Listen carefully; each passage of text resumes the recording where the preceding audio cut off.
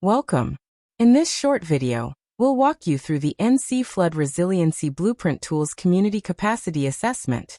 Let's get started.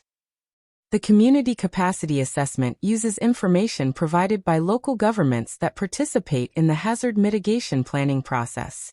Capacity information is collected from the most recent hazard mitigation plan for each jurisdiction, which is used to populate the initial community capacity assessment in the Blueprint tool. Scores are calculated based on the capacity assessment of planning and regulatory, administrative and technical, fiscal, education and outreach, mitigation, and overall capability self-assessment. The responses to the capacity assessment are used to develop a score for each category. If we select any of the categories, we can see the breakdown of the capacity assessment responses with the score, effect on loss reduction, and the weighted score. Here we can see what the different circles mean. A filled-in circle means the action is currently in place and being implemented. A half-filled circle means that the action is currently under development for future implementation. A circle with a line in the middle means that the action is already covered by another entity.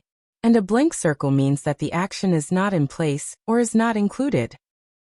We can view all the categories by clicking on the different tabs up at the top.